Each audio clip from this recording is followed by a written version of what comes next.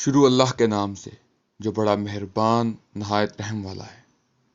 19 رمضان المبارک کو جب حضرت امام علی علیہ السلام کو ابن الملجم لعین نے ضرب لگائی اور آپ علیہ السلام کے سر پہ حالت نماز میں وار کیا تو آپ علیہ السلام نے اپنے دونوں بیٹوں حضرت امام حسن اور حضرت امام حسین کو ایک لمبی نصیحت فرمائی۔ آپ علیہ السلام نے فرمایا،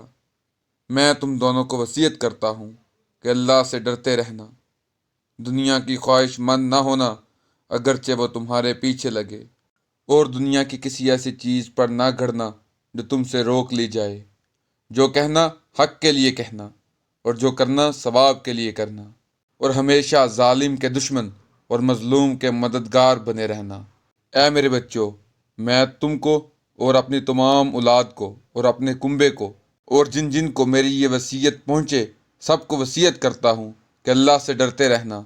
اور ہمیشہ تم اپنے معاملات درست اور آپس کے تعلقات سلجھائے رکھنا، کیونکہ میں نے تمہارے نانا رسول اللہ کو فرماتے ہوئے سنا ہے کہ آپس کی کشیدگیوں کو مٹانا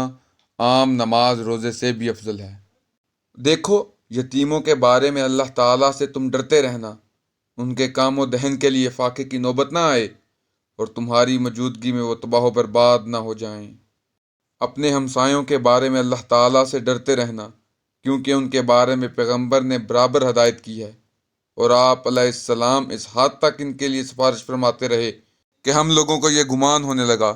کہ آپ علیہ السلام ان لوگوں کو بھی ورثہ دلائیں گے۔ پھر آپ علیہ السلام نے فرمایا، قرآن کے بارے میں اللہ سے ڈرتے رہنا، ایسا نہ ہو دوسرے اس پر عمل کرنے میں تم پر سبقت لے جائیں، اور تم نماز کے بارے میں اللہ تعالیٰ سے ڈرتے رہنا، کیونکہ یہ تمہارے دین کا ستون ہے، اور تمہیں چاہیے کہ تم اپنے پروردگار کے گھر کے بارے میں اللہ تعالیٰ سے ڈرتے رہو اور اسے جیتے جی خالی نہ چھوڑنا، کیونکہ اگر یہ خالی چھوڑ دیا گیا تو پھر عذاب سے مہلت نہ پاؤ گے۔ جان و مال اور زبان سے اللہ تعالیٰ کی راہ میں جہاد کو نہ بھولنا،